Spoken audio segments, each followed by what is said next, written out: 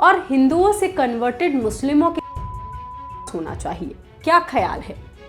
और तुम्हारा अल्लाह फैलाने को कहता है, तुम लोगों को थोड़ी सी भी शर्म नहीं आती है अपनी मां कराते हुए? जो पोस्ट मैं आपको पूरा पढ़कर भी सुना नहीं सकती। मनीष कश्यप के ऐसे ना जाने कितने भड़काऊ पोस्ट से सोशल मीडिया भरा पड़ा है। उनका इतिहास विवादों से घिरा रहा है। वो एक समुदाय के लोगों के साथ साथ महात्मा गांधी को भी लेकर विवादित टिप्पणी कर चुके हैं।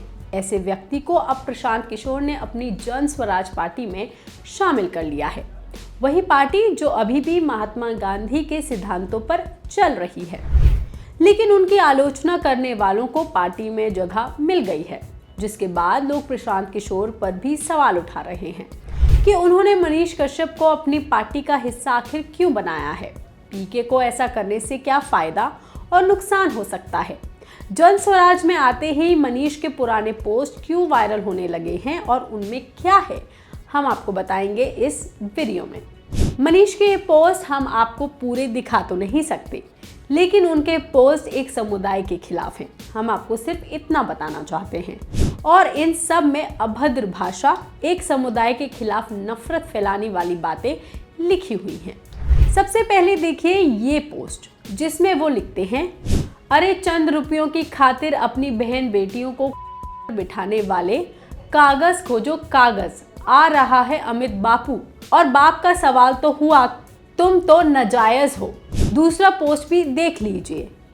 यही तो कारण है पीएसए लगाने का। ये कब सुधरेंगे समझ नहीं आता। मैं अगर प्रधानमंत्री होता तो ऐसे आतंकवादी टाइप को में गोली मार देता। मनीष के ये सारे पुराने पोस्ट सोशल मीडिया पर वायरल हो रहे हैं, क्योंकि अभी बिहार की राजनीति उनके इर्द गिर्द घूम रही है, और वो भी इसलिए क्योंकि मनीष कश्यप सोमवार को ही प्रशांत किशोर की पार्टी का हिस्सा बने हैं। और प्रशांत किशोर उनको लेकर कहते हैं कि मनीष बिहार के बेटे हैं, जिन्होंने अपनी ताकत, मेहनत और सूझबूझ से अपनी पहचान बनाई है, और बिहार के लिए वो कुछ करना चाहते हैं। मनीष को साथ लेकर पीके ने भले ही अपने समीकरण को दुरुस्त करने का दाव चला हो, लेकिन ये कदम पीके को फायदा और नुकसान दोनों ही पहुंचा सकता है। जानकारों की माने तो पहले आपको इनका फायदा समझा देते हैं कि पीके से मनीष कश्यप को क्या फायदा हो सकता है। यूट्यूबर मनीष कश्यप भूमिहार जाति से आते हैं और बिहार में जातिगत राजनीति अच्छे से करते हैं, और उनकी ये खूबी उन्हें बिहार चुनाव में जन स्वराज के लिए फिट बैठा रही है। मनीष उत्तर बिहार के बेल्ट में जन स्वराज को सियासी तौर पर मजबूती दे सकते हैं, और इसके अलावा अगर उनको वोटों के तौर पर फायदा ना भी मिले तो वो प्रशांत किशोर के लिए सोशल मीडिया में एक अच्छी इमेज चमकाने का काम भी कर सकते हैं, क्योंकि मनीष कश्यप के यूट्यूब चैनल पर करीब 10 मिलियन सब्सक्राइबर्स हैं और बिहार के भूमिहार समुदाय से वो आते हैं। मनीष यूट्यूब के जरिए अपनी आवाज़ उठाते रहते हैं और उनका यूट्यूब सब्सक्राइबर बेस मजबूत है। इन सब्सक्राइबर्स में आधे से ज़्यादा बिहार में मौजूद लोग हैं या प्रदेश से बाहर रहने वाले बिहार के ही लोग हैं। प्रशांत किशोर को मनीष के आने से सियासी फायदा मिलने की उम्मीद है, और माना जा रहा है कि इसलिए प्रशांत किशोर ने ये रिस्क भी उठाया है। मनीष अपने सोशल मीडिया पोस्ट के जरिए अभद्र भाषा और कई बार नफरत फैला चुके हैं, लेकिन फिर भी सोशल मीडिया पर उनकी भरपूर फॉलोइंग है, और इसका फायदा लेने के लिए पीके ने उन्हें अपने साथ मिलाया है। अब आपको उनका नुकसान भी बता देते हैं। मनीष कश्यप के शामिल होने से मुस्लिम और दूसरे सेकुलर वोटों का गणित गड़बड़ हो सकता है, और ये पीके के लिए बहुत ज़्यादा नुकसानदायक भी हो सकता है।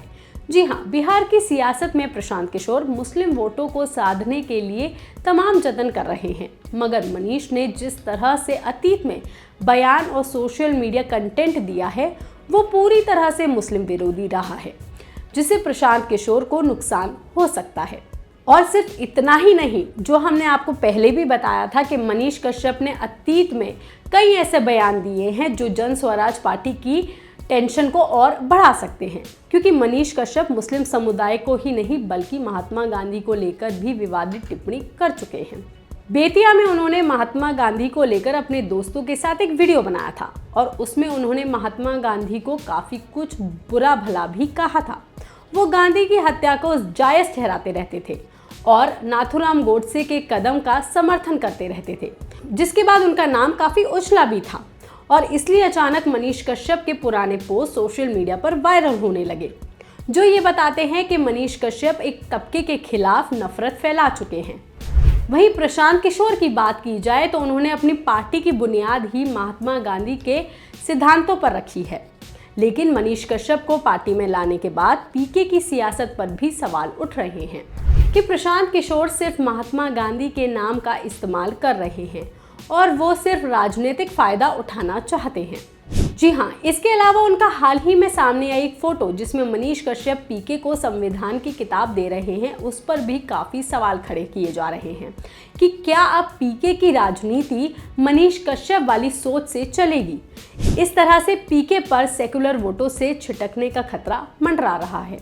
मगर ऐसा भी हो सकता है कि पीके मनीष कश्यप को अपने साथ सिर्फ सोशल मीडिया पॉपुलैरिटी के लिए लाए हों और मनीष को भी चुनावों का हिस्सा बनकर अच्छी खासी पॉपुलैरिटी मिल जाए, क्योंकि 2024 के लोकसभा चुनाव से ठीक पहले भी उन्हें बीजेपी ने भी अपनी पार्टी में शामिल किया था, लेकिन पार्टी ने मनीष कश्यप को कभी टिकट नहीं दिया। इसके बाद उनका पार्टी से मोहभंग हो गया था।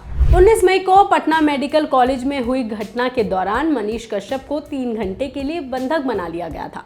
एक जूनियर डॉक्टर से उनकी कहासुनी जो हो गई थी, जिसके बाद कुछ डॉक्टर ने उनके साथ कथित तौर पर मारपीट तक की थी। इस घटना के बाद भी उनकी नाराजगी पार्टी के खिलाफ और बढ़ गई थी, जिसके बाद उन्होंने 7 जून को सीधे फेसबुक पर लाइव आकर बीजेपी को छोड़ दिया था और अब वो इस आने वाले बिहार चुनाव के लिए पीके की पार्टी के साथ जुड़ गए हैं।